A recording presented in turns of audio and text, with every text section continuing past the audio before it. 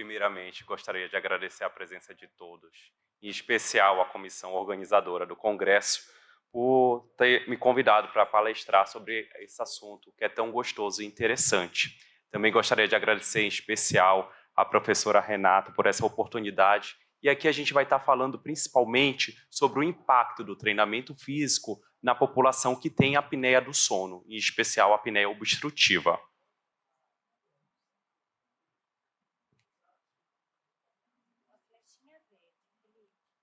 Opa, agora sim, flechinha verde está funcionando. Pessoal, então como já foi comentado, durante o sono nós temos a passagem do fluxo aéreo da via aérea superior diretamente para os pulmões para fazer a troca gasosa. No indivíduo que tem a apneia obstrutiva do sono, observe na imagem que nós vamos ter um aumento dessas estruturas dessa região da via aérea, que pode ser pela presença aqui da gordura, ok, da obesidade que vocês podem apresentar, também uma alteração dessas estruturas anatômicas. Importante ressaltar que esse indivíduo, quando tem a apneia, que tem a definição como uma redução do fluxo total, ou a hipoapneia, que tem a redução do fluxo parcial, leva a algumas respostas interessantes do nosso corpo, como a hipoxemia intermitente e a fragmentação do sono. Isso tudo faz com que o nosso corpo, ok, o indivíduo que tem a apneia do sono, não consiga dormir. E ocorre esse mecanismo fisiopatológico por detrás que faz com que ocorra esse microdespertares durante a noite. Como já comentado, nós temos alguns cutoff aqui para a gente estratificar o grau da severidade do indivíduo com apneia obstrutiva do sono. Então, menor que 5, ele é considerado com apneia leve, de 5 a 14,9, apneia leve, ok? De 15 a 29, apneia moderado e acima de 30, a apneia severa. E aqui nessa revisão fica bem evidente a fisiopatologia por detrás da apneia obstrutiva do sono. Então, como já foi comentado, nós temos a hipoxemia e a fragmentação do sono. Também vale ressaltar que nós temos a diferença da pressão intratorácica que acontece durante o episódio de apneia obstrutiva do sono.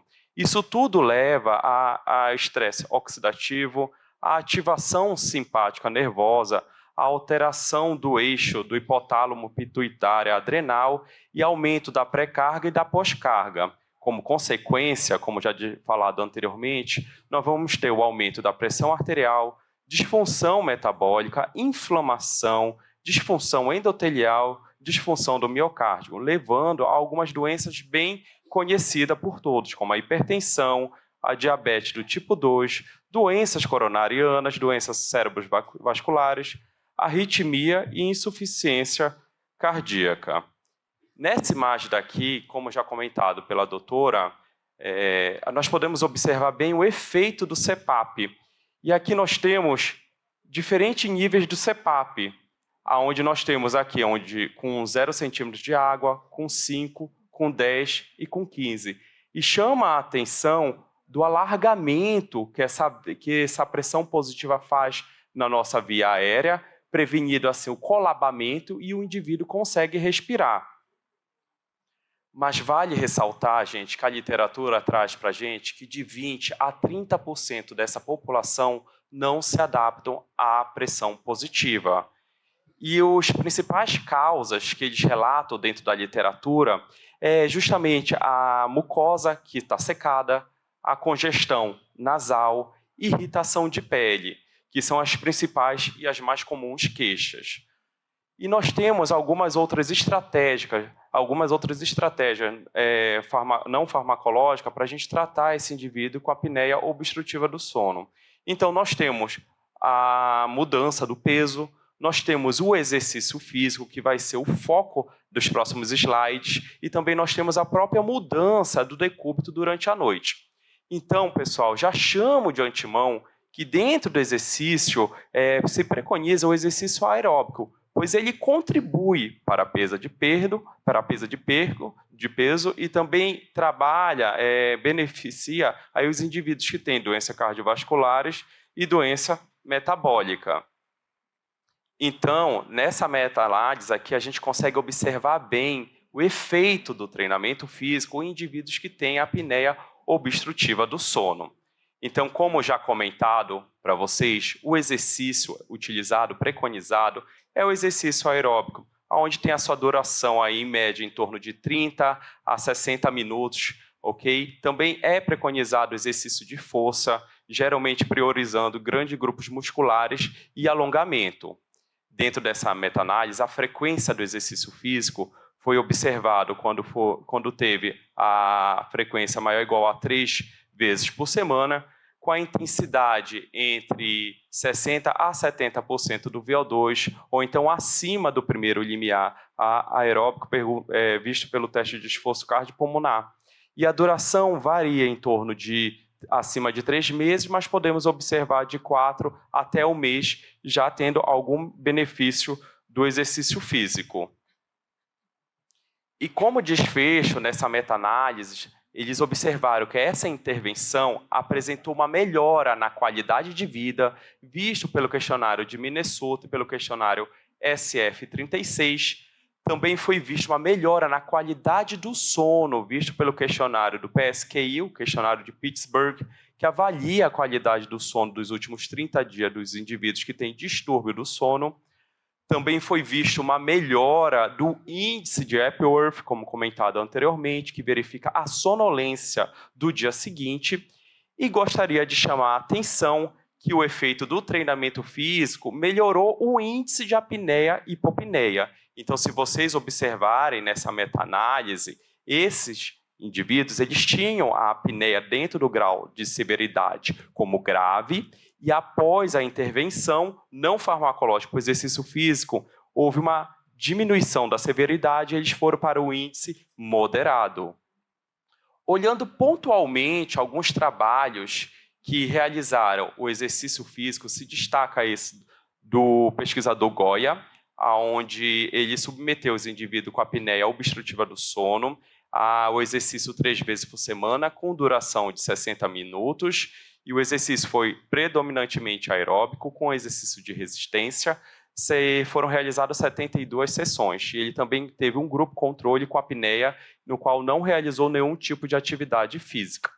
Em relação aos resultados, não foram observadas diferença na frequência cardíaca, na pressão arterial sistólica e diastólica. Mas chama a atenção que esses indivíduos submetidos ao exercício físico apresentaram um aumento do VO2 pico, eles apresentaram uma redução dos despertares noturnos, uma melhora da oxigenação durante a noite e uma diminuição do índice de apneia e hipopneia. Também, nesse estudo, eles avaliaram a atividade nervosa simpática pela técnica de microneurografia, que consiste na impactação de 2 microeletrodos, na qual um microeletrodo vai diretamente no nervo fibular. E, através dessa impactação, a gente consegue avaliar a atividade nervosa simpática central. Então, nós podemos observar aqui que no período controle entre o momento pré versus pós, não houve diferença, ok, nesse grupo. Porém, após a intervenção para o exercício físico, observem bem como diminuiu esse drive simpático. E essa mesma população foi submetido a um teste de estresse mental, o teste de Stroop-Color, ok? Na qual o indivíduo tinha que ler as palavras, ok? E não podia falar a cor. E após 3 minutos, o grupo controle não apresentou diferença entre o momento pós e o momento pré versus o momento pós, e após 3 minutos do teste de Stroop-Color, observem bem que a atividade nervosa simpática apresentou ainda essa diminuição no grupo treinado. Um outro trabalho que eu gostaria de chamar a atenção de vocês já foi a associação de diferentes tipos de apneia do sono, ok, em indivíduos com insuficiência cardíaca.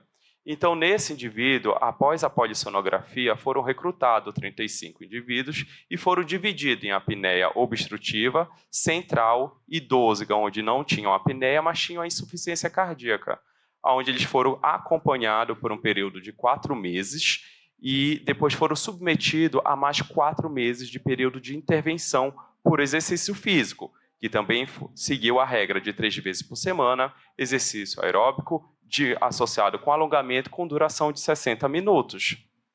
Então, entre os grupos com os distúrbios do sono, apenas a apneia obstrutiva do sono apresentou uma redução do índice de apneia e hipopneia quando comparado com treinado versus o seu período baseline e o período de acompanhamento. Nos demais grupos não foram observado essa diferença. Em relação à saturação mínima de oxigênio, podemos observar também que apenas o grupo com a apneia obstrutiva do sono se beneficiou, do exercício físico.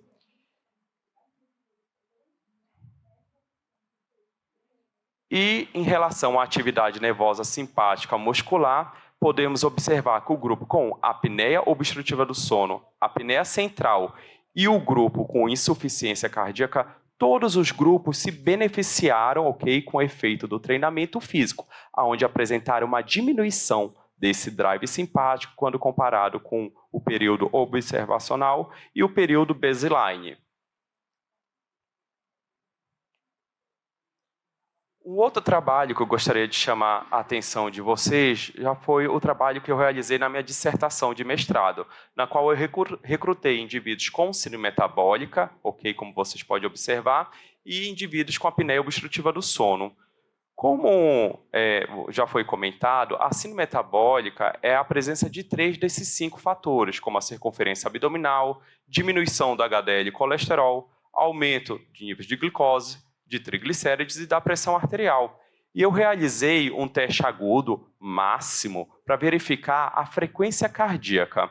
Vale ressaltar que no período de repouso, a frequência cardíaca, nós temos um predomínio da atividade vagal, fazendo com que o nosso coração esteja em níveis de repouso, batendo em ritmos baixos. Durante o exercício, ocorre o aumento da frequência cardíaca, fazendo com que tenha uma saída da atividade vagal, considerando como um predomínio simpático. E o período de recuperação, que foi o foco desse meu trabalho que eu publiquei, nós podemos observar aqui uma retirada do vagal com uma entrada do vagal com uma entrada do simpático. E gostaria de chamar a atenção de vocês que o grupo com síndrome metabólica e apneia obstrutiva do sono apresentou uma diminuição desse delta da frequência cardíaca de primeiro minuto. No segundo minuto, ambos os grupos com síndrome metabólica apresentaram uma diminuição desse delta, e no quarto minuto de recuperação, ambos os grupos com síndrome metabólica apresentaram uma diminuição versus o controle, e o síndrome metabólico apneia foi observado uma diminuição também versus o síndrome metabólica sem apneia. E eu aproveitei essa mesma população e submeti eles à intervenção não farmacológica por dieta hipocalórica, onde foi feito o decrescimento de 500 quilocalorias por dia e submeti eles a exercício físico 3 vezes por semana, com duração de 60 minutos durante 4 meses. E observamos aqui no indivíduo com síndrome metabólica apneia e síndrome metabólica sem apneia, onde nós temos o grupo dieta e treinamento físico, controle, dieta e treinamento físico e controle. E como observado, houve uma redução do índice de massa corporal entre o momento pré e o momento pós, e também um aumento do consumo de oxigênio em ambos os grupos que foram submetidos à intervenção, mostrando bem o efeito da dieta hipocalórica e do exercício físico. No grupo com síndrome metabólica com apneia, chama a atenção que apresentou uma diminuição da circunferência abdominal, de níveis de triglicérides e da pressão arterial sistólica. No grupo síndrome metabólica sem apneia, não apresentou diferença estatisticamente significante, mas se vocês observarem, chama a atenção que eles apresentaram uma diminuição de alguns de seus valores. Em relação ao índice de apneia e hipopneia, pela polissonografia, o grupo com síndrome metabólica associado com a apneia apresentou uma diminuição importante. Então, 37 indivíduos tinham apneia, após o período de 4 meses de intervenção, 23 permaneceram, e houve uma diminuição do seu índice. Nos demais grupos não foram observado essa significância. E também chama a atenção na quantidade de indivíduos que tinham a síndrome metabólica. Então, dos 19 indivíduos no grupo síndrome metabólico apneia, após a intervenção, 12 permaneceram tendo uma redução de 37%. E no grupo síndrome metabólica sem apneia, dos 14 que foram submetidos à intervenção, 71% deles diminuíram o critério, não tiveram mais o critério da síndrome metabólica e apenas 4 permaneceram. E em relação à recuperação durante o teste de esforço máximo, não foram observados diferença estatisticamente significante no delta da frequência cardíaca de recuperação no primeiro minuto. Porém, no segundo minuto, no grupo com síndrome metabólica associado à apneia e síndrome metabólica sem apneia, que realizaram a intervenção, apresentaram uma melhora da frequência cardíaca de recuperação no segundo, e também foi observado essa melhora na frequência cardíaca do quarto minuto de recuperação. Portanto, pessoal, gostaria de deixar alguns recados. Em relação ao exercício físico, no indivíduo que tem apneia obstrutiva do sono, ele se mostra como uma importante estratégia não farmacológica e contribuiu para a diminuição do índice de apneia-hipopneia, apresentou uma melhora na saturação mínima de oxigênio durante a noite, uma melhora na qualidade de vida, na qualidade do sono e na sonolência, e uma redução da atividade nervosa simpática no período de repouso e durante o estresse mental.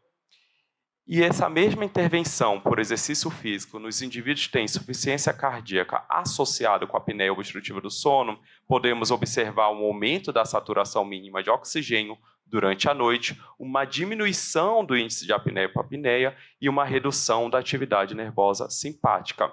E em relação à dieta hipocalórica e o exercício físico, nos indivíduos com síndrome metabólica associado com a apneia obstrutiva do sono, podemos observar uma diminuição do índice de massa corporal, um aumento do consumo de oxigênio, uma diminuição da circunferência abdominal, dos níveis de triglicérides, da pressão arterial sistólica, além de uma diminuição do índice de apneia-hipopneia e do número de indivíduos com síndrome metabólica, além de melhorar a frequência cardíaca de recuperação.